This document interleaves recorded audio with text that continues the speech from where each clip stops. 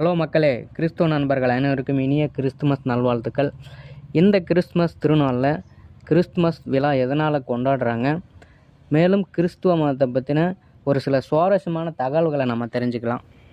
கலாச்சார நடைமுறைகள் மற்றும் மத முக்கியத்துவத்தை பிரதிபலிக்கிற ஒரு திருவிழாவாகவும், அமைதியை ஊக்குவித்தல், பரிசு பொருட்கள் மற்றும் விருந்து பொருட்களை பரிமாறிக்கொள்கின்ற ஒரு திருவிழாவாகவும் கிறிஸ்துவ நண்பர்கள் கிறிஸ்துமஸ் திருவிழாவை கொண்டாடுறாங்க.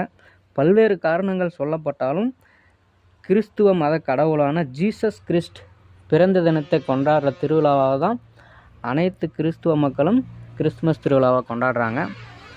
4th செஞ்சுரியில் தான் ஃபஸ்ட்டு கிறிஸ்துமஸ் செலிப்ரேட் பண்ணியிருக்கிறாங்க.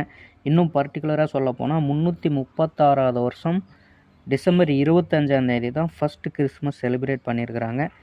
இருந்தாலுமே 9th செஞ்சுரிக்கு அப்புறம் தான் வேர்ல்டு வைடு மெஜாரிட்டியாக கிறிஸ்துமஸ் செலிப்ரேட் பண்ணியிருக்கிறாங்க.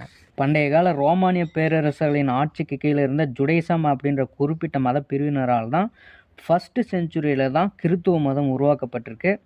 ஏன்னா தான் ஃபஸ்ட்டு செஞ்சுரியில் உருவாக்கப்பட்டிருந்தாலும் இன்றைக்கி உலக அளவில் அதிக மக்களால் பின்பற்றப்படுகின்ற ஒரு மதம் அப்படின்னா அது கிறிஸ்துவ மதம் தான். அதாவது 2.38 பில்லியன் பீப்புள், உலக மக்கள் தொகையில் 31% மக்கள் கிறித்துவ மதத்தை பின்பற்றி தான் வாழ்ந்துட்டுருக்காங்க. அந்த 31% மக்களுமே ரோமன் கத்தோலிசம், அதாவது கத்தோலிக் அப்படின்ற ஒரு பிரிவினை பின்பற்றி தான் அதிகமான மக்கள் வாழ்ந்துட்டுருக்காங்க. கத்தோலிக் சர்ச்சோட கரண்ட் லீடராக இருக்கிற ஒரு போப் பிரான்சிஸ்.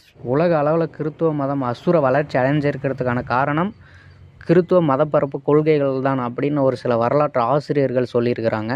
நம்ம இந்தியாவில் முதல்ல 6ஆம் நூற்றாண்டில் தான் தாமஸ் ஆப்போஸ்டல் அப்படின்ற ஒரு கிறிஸ்துவ இறை தூதர் இப்போதைக்கு கேரளா அப்படின்ற அழைக்கப்படுற மலபார் ரீஜியனில் முதலாக கிறிஸ்துவ மதம் மாற்று கொள்கைகளை ஈடுபட்டிருக்காரு. என்னதான் 6ஆம் நூற்றாண்டிலேயே கிறிஸ்துவ மதம் இந்தியாவுக்கு வந்திருந்தாலுமே போர்ச்சுகீசியர்கள், பிரெஞ்சுக்காரர்கள், டச்சுக்காரர்கள் போன்ற ஐரோப்பியர்கள் வருகைக்கு அப்புறம் தான் கிறிஸ்துவ மதம் அதிவேகமாக இந்தியாவில் வளர ஆரம்பிச்சிருக்கு.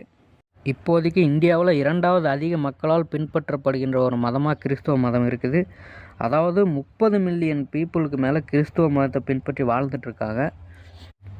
நம்ம தமிழ்நாட்டில் சத்தன் டிஸ்ட்ரிக்டான கன்னியாகுமரி, தூத்துக்குடி, திருநெல்வேலி ஆகிய மாவட்டங்கள் அதிகமாக கிறிஸ்துவ மக்களை கொண்டிருக்கிற மாவட்டமாக இருக்குது.